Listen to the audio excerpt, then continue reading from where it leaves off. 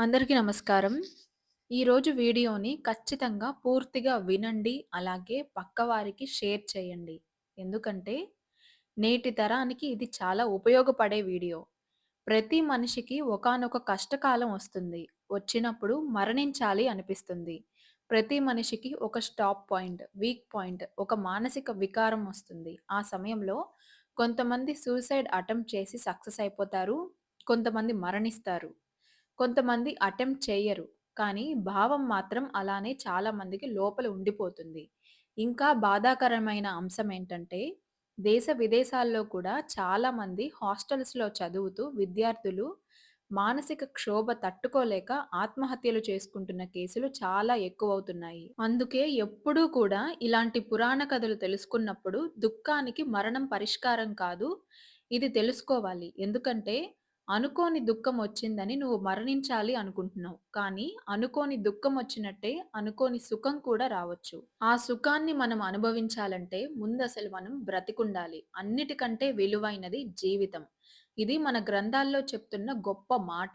ముందు value of life తెలుసుకోవాలి. ఇక్కడ ఈ శరీరంతో హాయిగా బ్రతకడానికి కష్టమని ఆత్మహత్య చేసుకుంటున్నారు. దానికి మన వేదాల్లో ఏం చెప్పారంటే ఒక దుఃఖం తట్టుకోలేక నువ్వు మరణించాలి అనుకుంటున్నావు. కానీ ఆ దుఃఖం ఒక పాపం వల్ల వస్తుంది. దుఃఖ అనుభవం వల్ల పాపం పోతుంది. కానీ నువ్వు దుఃఖానుభవం తట్టుకోలేక మరణించాలి అనుకుంటున్నావు కదా! కానీ అనుభవించాల్సిన దుఃఖం నీకు రాసిపెట్టుంది. కనుక తర్వాత జన్మలో మళ్ళీ దుఃఖం తోడై వస్తుంది. వదలదు. ఏ దుఃఖం తట్టుకోలేక మరణించాలి అనుకుంటున్నావో, ఆ దుఃఖం మళ్ళీ జన్మలో వస్తుంది. ఎందుకంటే అనుభవించకుండా బ్రేక్ ఇచ్చేసావు కదా! అనుభవించడానికి మళ్ళీ పుట్టాలి.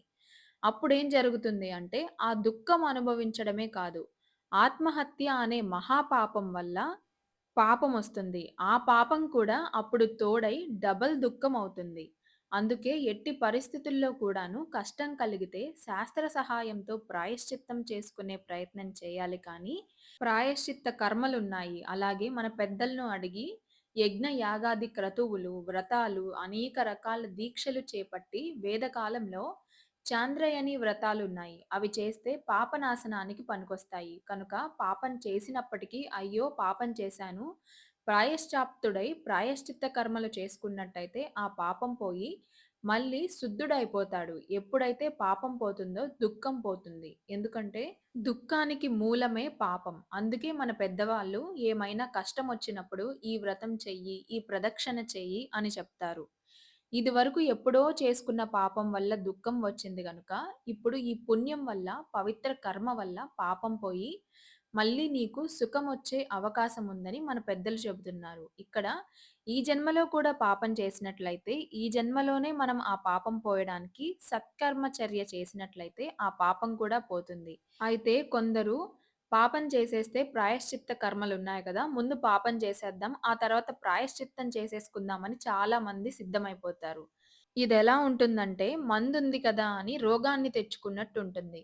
ఇలాంటి వారు పాపం చేస్తే ఆ ప్రాయశ్చిత్త కర్మ కూడా వాడిని ఆ పాపం నుంచి తొలగించదు. ఎప్పుడైనా పాపం చేశానో తెలుసో తెలియకో అని తెలుసుకొని ముందు కావాల్సింది పశ్చాత్తాపం. ఆ తర్వాత అయ్యో! పాపం చేశానని పశ్చాత్తాపంతో ఇక మళ్ళీ చెయ్యను అని ప్రాయశ్చిత్తం చేసుకుంటేనే వాడు ఆ పాపం నుంచి బయటపడతాడు. అలాగే పూర్వకాలంలో అయితే యజ్ఞయాగాది క్రతువులున్నాయని చెప్పుకున్నాం గదా! కానీ ఇప్పుడు ఆ యజ్ఞయాగాది క్రతువులు మనం చేయాలంటే వాటికున్న నియమాలన్నీ ఈ కలియుగంలో మనం పాటించడానికి వీలవ్వదు. అందువల్ల మనము భగవంతుడిని ఆశ్రయించి భగవన్నామ స్మరణతోనే పాపాలను పోగొట్టుకోవాలి.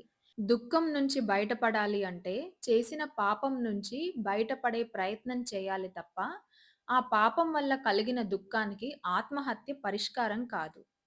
వీడియో నచ్చితే లైక్ చేయండి, షేర్ చేయండి. అలాగే మీ అభిప్రాయాలను కామెంట్ సెక్షన్‌లో షేర్ చేయండి.